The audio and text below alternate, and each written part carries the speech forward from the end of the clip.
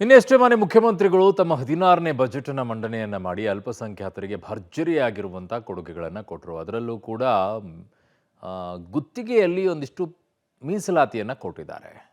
ಅದು ಬಿಜೆಪಿಗರನ್ನ ಕೆರಳಿಸಿದೆ. ಬಿಜೆಪಿಗರು ಇದರ ವಿಚಾರದಲ್ಲಿ ಕೆರಳಿ ಕೆಂಡವಾಗಿ ಮಾತನಾಡಿದ್ದಾರೆ. ಯಾವ ರೀತಿಯಾಗಿ ಆಕ್ರೋಶವನ್ನು ಹೊರಹಾಕಿದ್ದಾರೆ ಅದರ ವರದಿ ಇಲ್ಲಿದೆ ನೋಡಿ. ಬಜೆಟ್ನಲ್ಲಿ ಮುಸ್ಲಿಂ ಗುತ್ತಿಗೆದಾರರಿಗೆ ಮೀಸಲಾತಿ, ಮುಸ್ಲಿಂ ಓಲೈಕೆಗೆ ಕೇಸರಿ ಪಡೆ ನಿಗಿ. ಸಿಎಂ ಸಿದ್ದರಾಮಯ್ಯ ದಾಖಲೆಯ 16ನೇ ಬಜೆಟ್ನಲ್ಲಿ ಅಲ್ಪಸಂಖ್ಯಾತರ ಕಲ್ಯಾಣಕ್ಕಾಗಿ ಭರ್ಜರಿ ಕೊಡುಗೆಯನ್ನು ಕೊಟ್ಟಿದ್ದಾರೆ. ಅದರಲ್ಲೂ ವಿರೋಧದ ನಡುವೆಯೂ ಕೂಡ ಸರ್ಕಾರಿ ಗುತ್ತಿಗೆಯಲ್ಲಿ ಮೀಸಲಾತಿಯನ್ನು ಘೋಷಿಸಿದ್ದಾರೆ. ಸರ್ಕಾರಿ ಗುತ್ತಿಗೆಯಲ್ಲಿ ಮುಸ್ಲಿಮರಿಗೆ ಮೀಸಲಾತಿ ಘೋಷಣೆಯಿಂದ ಬಿಜೆಪಿ ನಾಯಕರು ತೀವ್ರವಾಗಿ ವಿರೋಧಿಸುತ್ತಿದ್ದಾರೆ. ಅಲ್ಪಸಂಖ್ಯಾತರನ್ನು ತೃಪ್ತಿಪಡಿಸೋದಕ್ಕೆ ಹೋಗಿ ಧರ್ಮಗಳ ಸಂಘರ್ಷಕ್ಕೆ ಕಾರಣವಾಗಿದ್ದಾರೆ ಎಂಥೇಳಿ ಬಿಜೆಪಿಯ ರಾಜ್ಯಾಧ್ಯಕ್ಷ ವಿಜಯೇಂದ್ರ ಕಿಡಿಕಾರಿದ್ದಾರೆ. ಜಿನ್ನಾ ಆತ್ಮವೇ ಸಿಎಂಗೆ ಪ್ರಚೋದನೆ ಕೊಟ್ಟಿರಬಹುದು ಅಂಥೇಳಿ ಸಿಟಿ ರವಿ ಟೀಕಿಸಿದರೆ, ಕೇಂದ್ರ ಸಚಿವ ಪ್ರಹ್ಲಾದ್ ಜೋಶಿ ಇದು ಮುಸ್ಲಿಮರಿಂದ ಮುಸ್ಲಿಮರಿಗಾಗಿ ಬಜೆಟ್, ಇದು ಹಲಾಲ್ ಬಜೆಟ್ ಅಂತ ಟೀಕಾ ಪ್ರಹಾರ ಮಾಡಿದ್ದಾರೆ. ಅಲ್ಪಸಂಖ್ಯಾತರನ್ನ ಓಲೈಕೆ ಮಾಡ್ತಕ್ಕಂಥದ್ದಷ್ಟೇ ಅಲ್ಲ, ಅಲ್ಪಸಂಖ್ಯಾತರನ್ನ ಪಡಿಸೋದಕ್ಕೆ ಹೋಗಿ ಧರ್ಮಗಳ ಮಧ್ಯೆ ವಿಭಜನೆ ಮಾಡ್ತಕ್ಕಂಥ ದುಸ್ಸಾಹಸಕ್ಕೆ ಸಿದ್ದರಾಮಯ್ಯವರು ಕೈ ಹಾಕಿದ್ದಾರೆ. ಹಿಂದೂಗಳು ಮುಸಲ್ಮಾನರನ್ನ ಹೊಡಿತಕ್ಕಂಥ ಕೆಲಸಕ್ಕೆ ಅವರು ಸಿದ್ದರಾಮಯ್ಯವರು ಕೈ ಹಾಕಿದ್ದಾರೆ.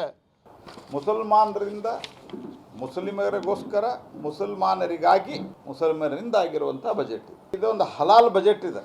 ಇದು Congress budget, Muslim league budget.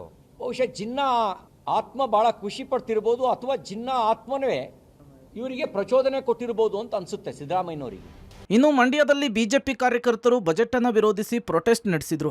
ಮೂಗಿಗೆ ತುಪ್ಪ ಸವರಿ ಕೈ ಸರ್ಕಾರವನ್ನ ಅಣಕ ಮಾಡಿದ್ದಾರೆ. ಕೈಯಲ್ಲಿ ತಟ್ಟೆ ಪಾತ್ರೆ ಹಿಡಿದು ನಾಮ ಹಾಕೊಂಡು ಪ್ರತಿಭಟಿಸಿದ್ದಾರೆ.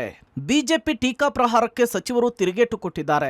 ಎಲ್ಲ ಕ್ಷೇತ್ರಕ್ಕೂ ನೆರವಾಗುವ ಬಜೆಟ್ ಅನ್ನು ಕೊಟ್ಟಿದ್ದೇವೆ, ಬಿಜೆಪಿಯವರು ಏನ್ ಬೇಕಾದ್ರೂ ಮಾತನಾಡಲಿ ಅಂತ ಹೇಳಿದ್ದಾರೆ. ಸಚಿವ ಎಂಬಿ ಪಾಟೀಲ್ ಎಲ್ಲ ಸಮುದಾಯಗಳಿಗೆ ಪೂರಕವಾದ ಬಜೆಟ್ ಅನ್ನು ಕೊಟ್ಟಿದ್ದು, ಮುಸ್ಲಿಂ ಬಜೆಟ್ ಅನ್ನೋರ ಕಣ್ಣು ಹಳದಿ, ನಿಮಗೆ ಮುಸ್ಲಿಮರಿಗೆ ನೀಡಿದ್ದಷ್ಟು ಯಾಕೆ ಕಾಣಿಸುತ್ತೆ ಅಂತ ಪ್ರಶ್ನಿಸಿದ್ದಾರೆ. ಬಜೆಟು ದೇಶಕ್ಕೆ ಮಾದರಿ. ನಮ್ಮಿಂದ ಮುಂದೆ ರಾಜ್ಯಗಳು ಕೂಡ, ಬೇರೆ ಬೇರೆ ರಾಜ್ಯಗಳು ಕೂಡ ಇದನ್ನ ಗಮನಿಸ್ತಾರೆ.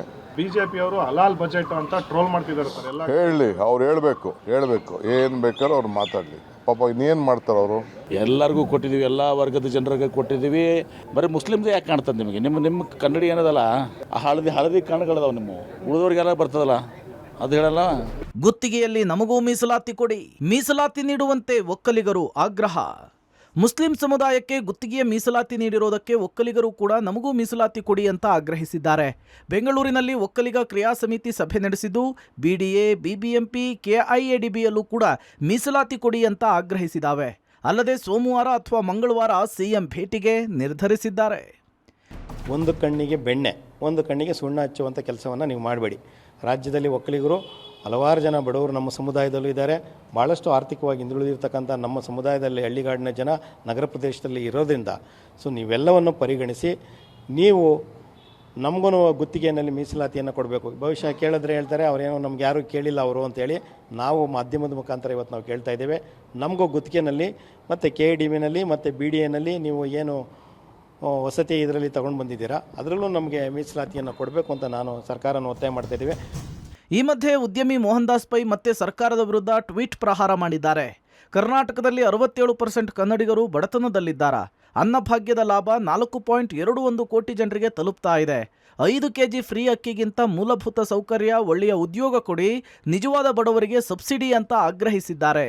ಒಟ್ನಲ್ಲಿ ಮುಸ್ಲಿಮರಿಗೆ ಸರ್ಕಾರಿ ಗುತ್ತಿಗೆಯಲ್ಲಿ ಮೀಸಲಾತಿ ಕಲ್ಪಿಸಿರೋದು ಕಾಂಗ್ರೆಸ್ ವರ್ಸಸ್ ಬಿಜೆಪಿಯ ನಡುವೆ ಮತ್ತೊಂದು ಸುತ್ತಿನ ಸಮರಕ್ಕೆ ನಾಂದಿ ಹಾಡಿದೆ.